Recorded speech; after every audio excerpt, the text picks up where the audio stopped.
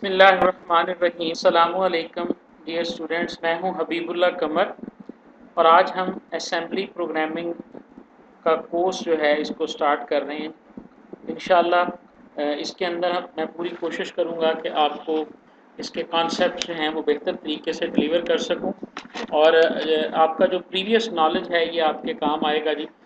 आपको इसे लर्न करने में आमतौर पर हम लोग समझते हैं, अगर हम असेंबली लैंग्वेज का इंट्रो देखें या इस कोर्स का इंट्रो देखें तो हमारी जो परसेप्शन हो जाती है वो थोड़ी सी डिफरेंट हो जाती है। इसके लिए हम सारे लोग जानते हैं जी कि अगर हम कंप्यूटर को इंस्ट्रक्ट करना चाहते हैं, हम चाहते हैं कि हम कंप्यूटर को कोई इंस्ट्रक्शन प्रोवाइड कर दें, क्योंकि कंप्यूटर तो एक डम्ब डिवाइस है, तो we need programming languages to talk with the computer. अगर हम चाहते हैं कि हम कंप्यूटर को बता सकें कि उसने क्या करना है और उसने कैसे करना है, चूँकि उसके अंदर इंटेलिजेंस नहीं है, उसके अंदर प्रोसेसर लगा हुआ है, वो एक एफिशिएंट डिवाइस ज़रूर है बट वो एक इंटेलिजेंट डिवाइस जो है वो नहीं है।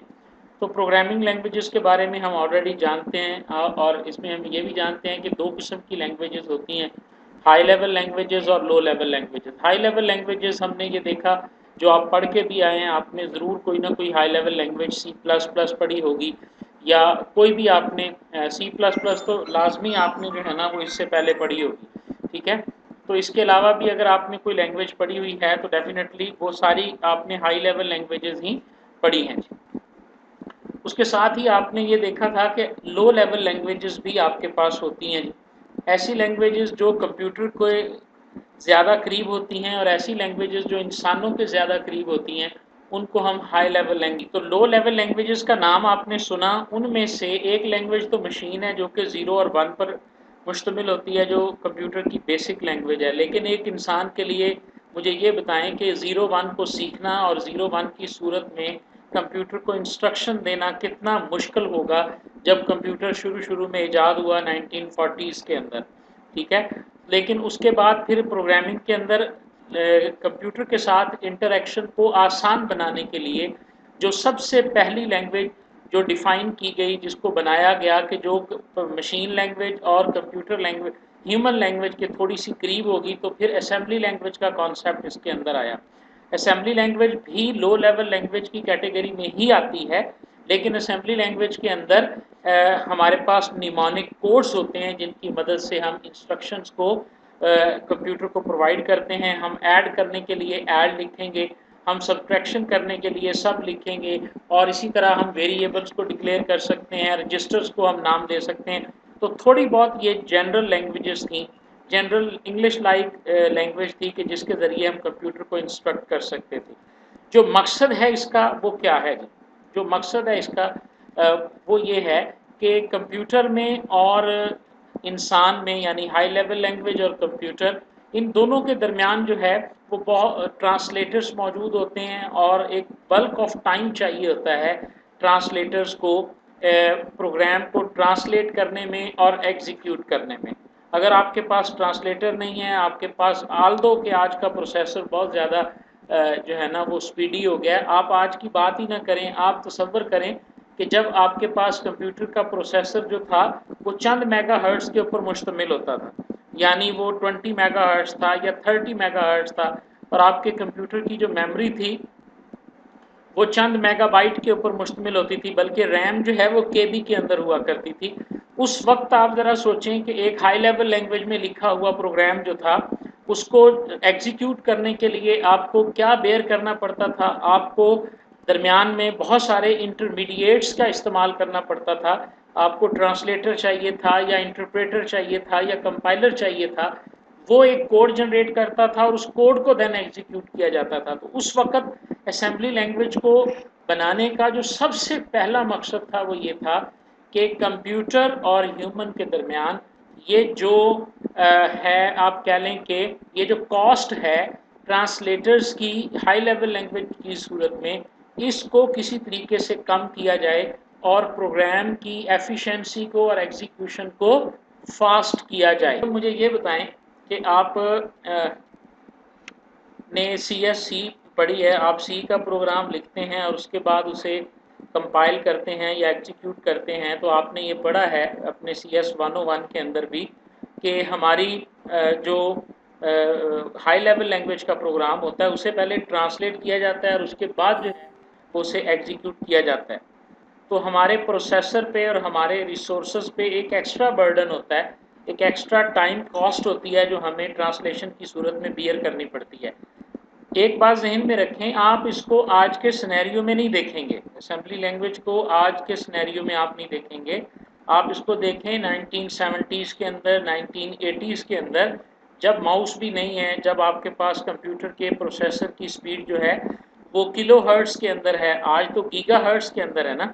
जब आपकी रैम जो है वो केबी में है और आपके कंप्यूटर में जो हार्ड डिस्क लगी हुई है वो चंद एमबी की है और कोई ग्राफिकल इन्वायरमेंट नहीं है, और आप एक प्रोग्राम लिख रहे हैं कि जो प्रोग्राम अगर आप हाई लेवल लैंग्वेज में लिखते हैं तो उसकी लोडिंग और एग्जीक्यूशन बहुत ज़्यादा कॉस्टली होती है टाइम के एतबार से, not in terms of rupees. तो उसके मुकाबले में अगर आप वही प्रोग्राम जो है वो असेंबली लैंग्वेज में डेवलप करवा लेते हैं तो उस सूरत में उसकी एफिशिएंसी या उसका एग्जीक्यूशन टाइम जो है वो बेहतर हो जाता है। तो ये मकसद था असेंबली लैंग्वेज को प्रमोट करने का, असेंबली लैंग्वेज को ड्राइव करने का। जी, अगर हम बात करें असेंबली लैंग्वेज की तो आम तौर पर यही इम्प्रेशन है जो हमने भी अपने एजुकेशन लाइफ में या स्टूडेंट लाइफ में इसको ऐसे ही समझा था। हम कहते थे कि जी असेंबली लैंग्वेज जो है ना ये बहुत मुश्किल लैंग्वेज है और ये हमारी समझ में नहीं आती, ये आसानी से समझना इसको मुश्किल है। बिल्कुल मुश्किल है, बिल्कुल मुश्किल है, चूँकि ये बहुत लो लेवल के ऊपर जाके कंप्यूटर को हैंडल कर रही होती है। हमने प्रोग्रामिंग सीखी कैसे? हमने ये सीखा कि इंट स्पेस ए कॉलन लिखेंगे तो हमारे पास एक वेरिएबल डिक्लेयर हो जाएगा और उस ए को जब हम 15 के इक्वल लिखेंगे तो उसमें वैल्यू 15 चली जाएगी और उसके बाद हम उसको लिखेंगे कि c is equal to X plus Y और आगे सेमी कॉलन लगाएंगे तो हमारा वो वेरिएबल जो है वो जमा हो जाएगा। यानी कि हम ये कौन सी नोटेशन है? ये हमारे ह्यूमन से की मैथमेटिकल नोटेशन से मिलती जुलती नोटेशन है। हम मैथ में देख के आ रहे हैं जी x is equal to 5 math में हमने पढ़ा हुआ है, x is equal to Y plus Z हमने मैथ में पढ़ा हुआ है। तो वो ह्यूमन ओरिएंटेड लैंग्वेजेस जो हैं ये सारी हाई लेवल लैंग्वेजेस हैं। तो इसलिए जो लैंग्वेज इंसान के ज़्यादा करीब है डेफिनेटली उसको सीखना भी उतना ही आसान होगा। तो बीइंग के असेंबली लैंग्वेज जो है ये हाई लो लेवल लैंग्वेज, ये कंप्यूटर के ज़्यादा करीब है, तो हमें इसको अंडरस्टैंड करने में थोड़ी डिफ़िकल्टी आएगी और इसका मतलब ये नहीं है कि ये इम्पॉसिबल है। और चूँकि दूसरी डिफ़िकल्टी हमें इसलिए भी आती है कि हमें इसकी ज़रूरत ही नहीं होती, हम इसको एज अ सब्जेक्ट पढ़ रहे होते हैं, हमने इसमें फ्यूचर में काम नहीं करना होता, फ्यूचर प्रोस्पेक्टिव से भी हम इसको नहीं देख रहे होते, तो इस हवाले से हमें ये एक डिफ़िकल्ट कोर्स लग रहा होता है, ठीक है। लेकिन ये इम्प्रेशन इस हवाले से गलत है कि ये सिंपल है, डिफ़िकल्ट नहीं है। ये याद रखिएगा, ये जुमला अपने ज़हन में बिठा लें कि ये इतनी सिंपल है कि इसमें हमें एक लूप बनाने के लिए हो सकता है 10 लाइनें लिखनी पड़े, जबकि C++ के अंदर जब हम लूप लिखते हैं तो हम एक लाइन के अंदर लूप लिख सकते हैं। फॉर लूप की एग्जांपल आपके ज़हन में होनी चाहिए।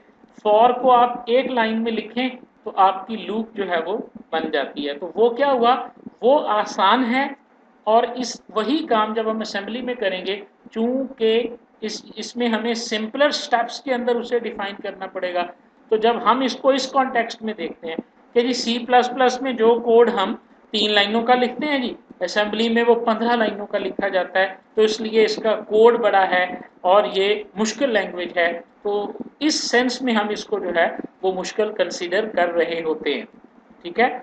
और दूसरी डिफ़िकल्टी इसकी ये भी है कि हम इसको as a first programming language नहीं पढ़ते। देखो आप भी इसको तीसरे चौथी लैंग्वेज के तौर पे पढ़ रहे हो, इससे पहले आप C++ को पढ़ चुके हो या किसी और लैंग्वेज को पढ़ चुके हो, उसके बाद हम इसकी तरफ आ रहे हैं। तो डेफिनेटली हमें ये लगेगा कि यार सी में तो मैं ये काम 3 लाइनों से कर लेता था, जो काम मुझे असेंबली में 5 या 10 लाइनों में करना पड़ रहा है। लेकिन आज भी जो है हमें सिस्टम प्रोग्रामिंग करनी पड़ती है और बहुत सारे ऐसे गैजेट्स बनाने पड़ रहे हैं। जी, तो इंट्रोडक्शन में हम ये कह रहे थे कि इसीलिए चूँकि हम इसको as a first programming language नहीं पढ़ते, तो हमें ये लगता है कि ये काफ़ी बोरिंग भी है और ये काफ़ी डिफ़िकल्ट भी है, लेकिन जो इसकी सिंप्लिसिटी जो है वो असल में इसकी डिफ़िकल्टी बनी हुई है। अगर हम इसको स्टार्ट करने से पहले जी जो चीज़ें आपको आनी चाहिए और जो चीज़ें आपके पास होनी चाहिए उनमें हमारे पास एंड ऑपरेटर का आपको पता होना चाहिए, आर क्या करता है, नॉट क्या करता है, और लॉजिकल ऑपरेटर्स जो होते हैं वो जो हैं वो आपको आने चाहिए।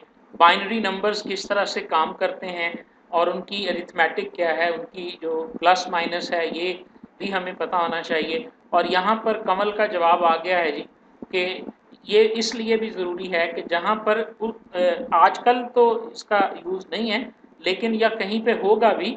मैं हैरान हो गया कोविड-19 की सिचुएशन में, मैंने एक आर्टिकल मेरी नज़र से गुजरा कि जिसके अंदर कोबोल की लैंग्वेज आज भी दुनिया के किसी हिस्से में इस्तेमाल हो रही है। तो डेफिनेटली असेंबली लैंग्वेज में बने हुए प्रोग्राम भी दुनिया के किसी न किसी हिस्से में आज चल रहे होंगे। तो उस वक्त ध्यान से सुने ज़रा, मैंने क्या कहा था कि जो असेंबली लैंग्वेज है इसका बुनियादी मकसद ये था कि ये हाई लेवल लैंग्वेज और कंप्यूटर के दरमियान जो ट्रांसलेटर एक टाइम कंज्यूम करता है उस टाइम को एलिमिनेट करने के लिए, ख़त्म करने के लिए असेंबली लैंग्वेज को जो है ना वो इस्तेमाल किया जाता था। तो ऐसे सिस्टम्स जो रियल टाइम सिस्टम्स कहलाते हैं, जिन्होंने टाइम के ऊपर रिस्पॉन्ड करना होता है, ठीक है, ऐसे सिस्टम्स के लिए फिर अगर हम हाई लेवल लैंग्वेज के प्रोग्राम को यूज़ करेंगे तो वहाँ पर हो सकता है कि टाइम बाउंड रिस्पॉन्स को वो मीट ना कर सके। वहाँ पर आपका रिस्पॉन्स, आपकी प्रोग्रामिंग, आपके प्रोग्राम की एग्जीक्यूशन जो है वो डेफिनेटली एक टाइम बाउंडेड टास्क हो जाएगी। तो उस सूरत में हमारे पास जो सबसे अच्छी चॉइस होगी वो असेंबली लैंग्वेज ही होगी, क्योंकि इसके अंदर ऐसा कोई टाइम लैग नहीं है। ये डायरेक्टली अंडरस्टैंडेबल है कंप्यूटर को, और कंप्यूटर इसको चलाने के लिए किसी किस्म के ट्रांसलेटर को यूज़ नहीं करेगा या किसी दूसरी किस्म की फ़ाइल को इस्तेमाल नहीं करेगा। सिर्फ अपने बेसिक असेंबलर के ज़रिए वो कुछ निमोनिक कोड्स होंगे जिनको यूज़ करते हुए वो इसको अंडरस्टैंड कर लेगा जी। और दूसरी बात, इसका मकसद एक ये भी है जी, अगर आप वाक़यातन इसके 5 से 10 प्रोग्राम्स को समझ लें, मैं ये नहीं कह रहा कि आप उसको लिखना शुरू कर दें, अगर आप उनकी वर्किंग को समझ लें तो आपकी प्रोग्रामिंग लॉजिक जो है ये बहुत ज़बरदस्त तरीके से इम्प्रूव हो सकती है। आपको इन एक्चुअल पता चलेगा कि लूप जो होती है जब 1 से लेकर 100 तक जाती है तो ये जाती कैसे है, इसके पीछे सारी ऑप्शंस जो हैं से हमारा टॉपिक शुरू होता है जी। आज इंशाअल्लाह अज़ीज़ जी हम 4 चीज़ों के बारे में प्लान किया था, लेकिन मैं जब स्लाइड्स बना रहा था तो मैटर ज़्यादा हो गया था। एक तो हम बेसिक आर्किटेक्चर को देखेंगे कंप्यूटर के, उसके बाद हम देखेंगे जी कि हमारे पास आर्किटेक्चर के अंदर एड्रेस बस, डाटा बस और कंट्रोल बस क्या होता है, और किसी कंप्यूटर के अंदर रजिस्टर्स जो होते हैं वो कितने किस्म के होते हैं और उनका क्या काम होता है। इन चीज़ों को आज हम डिस्कस करेंगे। आपने CS 101 के अंदर कंप्यूटर बसेस के बारे में पढ़ा था, और ये नाम आपके लिए मेरा नहीं ख्याल के नए होंगे कि कंप्यूटर की जो बसेस होती हैं वो 3 किस्म की होती हैं। कंप्यूटर बस से क्या मुराद है जी, सबसे पहले तो ये समझ लें, ये बेसिकली आपकी प्रोसेसर है, ये आपकी मेमोरी है, ये पेरिफेरल्स हैं। पेरिफेरल से मुराद तमाम इनपुट आउटपुट डिवाइसेस हैं। इसमें चाहे आप VGA कार्ड ले लें, आप इसके अंदर साउंड कार्ड ले लें, कीबोर्ड ले लें, माउस ले लें, तमाम इनपुट आउटपुट डिवाइसेस जो हैं वो आपके पेरिफेरल्स हैं। आप अपने इनपुट आउटपुट डिवाइसेस आपके प्रोसेसर के साथ ये कनेक्टेड होते हैं और मेमोरी के साथ भी ये लिंक्ड होते हैं डायरेक्टली। तो किस तरीके से, आप ये देखें किस तरीके से इनके दरमियान डाटा जो है ना वो कम्युनिकेट करता है। तो डाटा को कम्युनिकेट करने के लिए इन सब के दरमियान इलेक्ट्रिकल पाथ्स होते हैं। उन इलेक्ट्रिकल पाथ्स को हम कंप्यूटर बसेस कहते हैं। तो कंप्यूटर जो है इसका आर्किटेक्चर ये है कि इसमें 3 किस्म के ये इलेक्ट्रिकल पाथ होते हैं। एक पाथ वो है जिसके अंदर सिर्फ डाटा जाएगा, और एक पाथ वो है जिसके अंदर सिर्फ और सिर्फ डाटे का एड्रेस जाएगा, और एक पाथ वो है कि जिसके अंदर सिर्फ इंस्ट्रक्शन जाएगी कि क्या डाटा को रीड करना है या डाटा को राइट करना है। मैं आपको एक मेमोरी की पिक दिखाता हूँ, उससे आपको ज़रा ज़्यादा अंदाज़ा हो जाएगा जी। ये मेमोरी है हमारे पास, 0 1 2 3 4 ये इसके एड्रेसेस हैं मेमोरी के, और ये इसकी सेल विड्थ है। अगर हम मेमोरी को देखें तो आपकी रैम जो है वो CPU को इस तरह नज़र आ रही होती है जैसे आपके सामने एक अलमारी का फ्रेम बना हुआ है और उसके अंदर शेल्फ बने हुए हैं, और वो शेल्फ जो हैं वो डिवाइडेड हैं खानों के अंदर। तो ये एक खाना है, इसका नाम 0 है। इसी तरह आगे भी खाने बने होंगे, उससे आगे भी खाने बने होंगे। तो ये नाम है इसका, एड्रेस है इसका। जब मेमोरी में से डाटा को रीड किया जाता है या राइट किया जाता है, दो काम हम मेमोरी के ऊपर करते हैं, या हम डाटा को रीड करते हैं या राइट करते हैं। इसे सेल कहा जाता है और इसमें कितनी गुंजाइश होती है, 8 बिट का है तो ये 8 बिट मेमोरी कहलाएगी, अगर ये 16 बिट का है तो ये 16 बिट मेमोरी कहलाएगी, और इसको हम कहते हैं सेल विड्थ। ठीक है जी। तो ये मेमोरी है। अब आप ध्यान से देखें, यहाँ पर आपका डाटा पड़ा हुआ है, इस डाटा को आपने, आपका प्रोसेसर जो है वो रीड भी करता है और राइट भी करता है। जब वो डाटा को रीड करना चाहता है, मेमोरी के अंदर एक एड्रेस है जहाँ पे आपका डाटा पड़ा हुआ है, तो वो एड्रेस बस के ऊपर उसका एड्रेस लिखेगा, कंट्रोल बस के ऊपर वो लिखेगा रीड, और ये दोनों जाएंगे मेमोरी के पास। ठीक है जी। और एड्रेस बस के ऊपर उसका एड्रेस रख दिया जाएगा। सॉरी, मैं शायद गलत बोल गया, डाटा बस इसकी ब्लैंक होगी, कंट्रोल बस के ऊपर रीड लिखा जाएगा, और एड्रेस बस के ऊपर उस मेमोरी लोकेशन का एड्रेस लिखा जाएगा जी। कि मतलब हम इसी की मिसाल ले लेते हैं, यही वाली स्लाइड जो मैंने लगाई है, कि वो चाहता है कि जी जो दो है ना, दो, इसमें से जो डाटा इसको रीड कर लिया जाए, तो प्रोसेसर क्या करेगा कि 2 को बाइनरी में कन्वर्ट करके एड्रेस बस के ऊपर लिख देगा। एड्रेस बस जाएगी मेमोरी में से, जो 2 नंबर सेल होगा उसमें जो डाटा पड़ा होगा उसको डाटा बस के ऊपर रख के ये वापस प्रोसेसर के अंदर जो है ना ये आ जाएगा। तो ये बात ज़हन में रखें। इसी तरह ये तीनों यूज़ होते हैं। फ़र्ज़ करें कि आपने यहाँ पर आपके पास कीबोर्ड है, आप कीबोर्ड से कोई डाटा टाइप कर रहे हैं, तो वो डाटा यहाँ से राइट हो रहा है, एड्रेस बस के ऊपर जो है एड्रेस लिखा हुआ है जिसके साथ आपका कीबोर्ड मेमोरी के साथ कनेक्टेड है, और जो डाटा है वो डाटा बस के ऊपर मौजूद है, और इसने मेमोरी में जाके डाटा को लिखना है, तो कंट्रोल बस के ऊपर जो है वो राइट का सिग्नल जो है वो मौजूद। जी, रजिस्टर्स की बात करते हैं। जी, रजिस्टर्स होते हैं जी हमारे पास कंप्यूटर के अंदर। ये जो मैंने स्नैपशॉट लिया हुआ है ये इंटेल आर्किटेक्चर का है, ये भी आपके नोट्स में मौजूद है। बेसिकली रजिस्टर्स क्या हैं आप लोग जानते हैं, CS 101 के अंदर आपने रजिस्टर्स क्या होते हैं ये ज़रूर पढ़ा था। टेम्परेरी स्टोरेज प्लेस होती है इनसाइड द CPU, यानी जो आपकी प्रोसेसर की चिप होती है ना, चाहे वो प्रोसेसर आपके मोबाइल में लगा हुआ है या आपके कंप्यूटर में लगा हुआ है, आपके प्रोसेसर की चिप के अंदर जो है वो स्मॉल स्टोरेज प्लेस होती है जिसके अंदर मौजूद होता है डाटा, जो डाटा एक्चुअली प्रोसेस हो रहा होता है। ठीक है, मैं एक मिसाल देता हूँ जी आपको, ज़रा समझिएगा। 100 रकमों को आपने जमा करना है। कितनी रकमों को? 100 रकमों को आप जमा कर रहे हैं। अब आपने स्ट्रैटेजी ये बनाई कि मैं 2-2 रकमों को जमा करूँगा। ठीक है, अब आपने पहली 2 को जमा किया, उसके बाद फिर तीसरी को उसमें जमा किया, फिर चौथी को उसमें उसके अंदर जमा किया। तो एक वो स्टेज है कि जब आप उन दोनों को प्लस कर रहे हैं, तो वो जब आप 2 को प्लस कर रहे हैं ना, तो वो जो 2 हैं करंटली इन एग्जीक्यूशन है, वो डाटा जो है वो आपके रजिस्टर में मौजूद होगा, और जिसको आपने बाद में करना है वो कहाँ पर मौजूद होगा ये भी हम बाद में बात करेंगे। तो रजिस्टर्स हमारे पास ये टाइनी स्टोरेज होते हैं जी। नंबर 1 मेमोरी की तरह इनका काम होता है, ये बाइनरी नंबर्स को चाहे वो डाटा की सूरत में हो, एड्रेस की सूरत में हो, इन्होंने होल्ड करना होता है। और रजिस्टर्स जो होते हैं ये बहुत स्मॉल इन नंबर होते हैं एक प्रोसेसर के अंदर। ये नहीं है कि बहुत ज़्यादा तादाद में। आप देखें तो ये शुरू के जो इंटेल आर्किटेक्चर कंप्यूटर्स थे उनके अंदर टोटल रजिस्टर्स की तादाद है, आप इसको गिन सकते हैं। 4 ये हैं, 5, 6, और 6 के बाद शायद 8 ये हैं, और ये 14 रजिस्टर थे टोटल एक इंटेल के प्रोसेसर में, जो इंटेल X86 आर्किटेक्चर था। तो रजिस्टर्स की अगर हम टाइप्स देखें जी, तो हमारे पास पहली टाइप जो आएगी वो आ जाती है अकोमोलेटर। इससे पहले मैं नाम बता दूं आपको जी, हर कंपनी, हर आर्किटेक्चर जो है वो अपने रजिस्टर्स को मुख्तलिफ नाम देता है। किसी ने इसका नाम R0, R1, R2 रखा होता है, किसी ने इन रजिस्टर्स का नाम A, B, C, D रखा होता है। इसे हम नॉमेनक्लेचर कहते हैं। हर आर्किटेक्चर, इंटेल आर्किटेक्चर जो है वो और है, इसी तरह मोटरोला का आर्किटेक्चर होगा तो वो और होगा, और इसी तरह अगर AMD प्रोसेसर के आर्किटेक्चर्स को हम पढ़ेंगे तो वो डिफरेंट होंगे। यहाँ पर एक बात ध्यान में रखिएगा, आप असेंबली लैंग्वेज को, अगर आप असेंबली लैंग्वेज के प्रोग्राम्स इंटेल आर्किटेक्चर के लिए पढ़ रहे हैं तो वो डिफरेंट होंगे। जब आप उसको किसी और आर्किटेक्चर के लिए पढ़ोगे तो वहाँ पर उन्हीं प्रोग्राम्स के अंदर कुछ चेंज आ जाएगी, ये भी ध्यान में रखिएगा। तो असेंबली लैंग्वेज जो है ये मशीन डिपेंडेंट लैंग्वेज है। आपने C++ के अंदर ये लफ्ज़ पढ़ा होगा कि सी प्लस प्लस जो है वो मशीन इंडिपेंडेंट लैंग्वेज है, कि सी का प्रोग्राम जो है, सी का प्रोग्राम आप किसी मशीन पे लिखेंगे वो किसी दूसरी मशीन पे भी चल जाएगा। लेकिन अगर आपने असेंबली लैंग्वेज का प्रोग्राम इंटेल आर्किटेक्चर के लिए लिखा है तो वो प्रोग्राम किसी और आर्किटेक्चर के ऊपर रन नहीं कर सकते आप। इस वजह से हम असेंबली लैंग्वेज को मशीन डिपेंडेंट लैंग्वेज कहते हैं।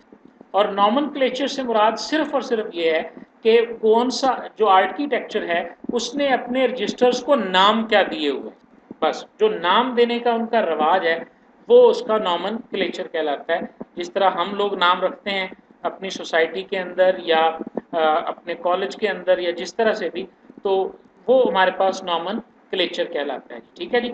उसके बाद आ गया जी पहला जो रजिस्टर है वो है अकोमोलेटर। बेसिकली ये एक सेंट्रल रजिस्टर है। जितने भी प्रोसेसर के अंदर मैथमेटिकल और लॉजिकल ऑपरेशन होते हैं, ये बात भी आपके लिए नहीं है, CS 101 में भी आपने पढ़ा कि कंप्यूटर का जो प्रोसेसर होता है वो या तो मैथमेटिकल ऑपरेशन परफॉर्म करता है या वो लॉजिकल ऑपरेशन परफॉर्म करता है। ठीक है जी। तो मैथमेटिकल एंड लॉजिकल ऑपरेशंस जो हैं इनको परफॉर्म करने के लिए अकोमोडेटर का रजिस्टर इस्तेमाल होता है। और एक चीज़ आपने और सुनी और पढ़ी होगी कि जी प्रोसेसर जो है वो 32 बिट है या 64 बिट है। ठीक है। किसी भी प्रोसेसर का 32 बिट होना या 64 बिट होना उसके अकोमोलेटर के साइज पे डिपेंड करता है। अगर किसी प्रोसेसर का अकोमोलेटर 32 बिट है तो उस प्रोसेसर को हम कहेंगे कि ये 32 बिट प्रोसेसर है। और इसका नाम एक और भी है, यानी अकोमोलेटर के साइज को वर्ड साइज भी कहते हैं। ठीक है जी। तो इसी वर्ड साइज के ऊपर डिपेंड करता है आपका प्रोसेसर। तो सबसे अहम जो रजिस्टर है वो है हमारे पास है अकोमोलेटर रजिस्टर। इसके बाद हमारे पास दूसरा रजिस्टर है पॉइंटर, इंडेक्स या बेस। कोई भी नाम हो सकता है, पॉइंटर रजिस्टर भी नाम हो सकता है, इंडेक्स रजिस्टर भी नाम हो सकता है और बेस रजिस्टर भी इसका नाम हो सकता है। नेम जो है वो वेरीज कर सकता है मैन्युफैक्चरर टू मैन्युफैक्चरर। ठीक है जी। लेकिन काम इसका सेम है और वो काम क्या है, it holds the address of data. वापस आ जाएं, अकोमोलेटर का काम है जमा करना या लॉजिकल ऑपरेशन परफॉर्म करना। इंडेक्स का काम डाटा को रीड करना नहीं बल्कि डाटा के एड्रेस को होल्ड करता है। ये उस एड्रेस को फिर हम प्रोसेस करें, उस एड्रेस को हम मेमोरी में राइट करें, रीड करें, वो बात की बात है। लेकिन अगर आप कहेंगे कि पॉइंटर रजिस्टर में क्या पड़ा हुआ है तो हम होना तो उधर 0 1 ही है, ये भी ज़हन में रखिएगा। होना तो उसमें 0 1 ही है लेकिन उसके अंदर जो है वो एड्रेस ऑफ द डाटा पड़ा होगा। ना करो कि ये एरे है, ये एरे का 0 एलिमेंट है, ये 1 है, ये 2 है, ये 3 है, ये 4 है, ये 5 है। ठीक है। हम ये चाहते हैं कि एक ऐसी लूप बनाएं कि जो यहाँ पर जो कुछ भी लिखा हुआ है ना इसको 0 कर दे। ठीक है। अब आप देखें हम लूप चलाएंगे, लूप क्या करेगा कि ये वेरिएबल जो है ना, फ़र्ज़ करें x ऑफ 0 है, ये x ऑफ 1 है, x ऑफ 2, इसी तरह हम डिक्लेयर करते हैं ना एक हाई लेवल लैंग्वेज। तो अब हाई लेवल लैंग्वेज में हमारे पास x ऑफ 0 एक अलहदा एड्रेस है, x ऑफ 1 एक अलहदा मेमोरी एड्रेस है, x ऑफ 2 जो है ये एक अलहदा मेमोरी एड्रेस है। जब हम लूप लगाते हैं इसके ऊपर तो हम तो उसे x ऑफ i देते हैं। ठीक है। और उसके बाद हम i में इजाफा करते हैं। ध्यान से सुनिएगा, हम i में इजाफा करते हैं तो खुद ब खुद x ऑफ 0 की बजाय हमारा पॉइंटर जो है वो चला जाता है अगले मेमोरी एड्रेस पे, अगले मेमोरी एड्रेस पे और अगले मेमोरी एड्रेस पे।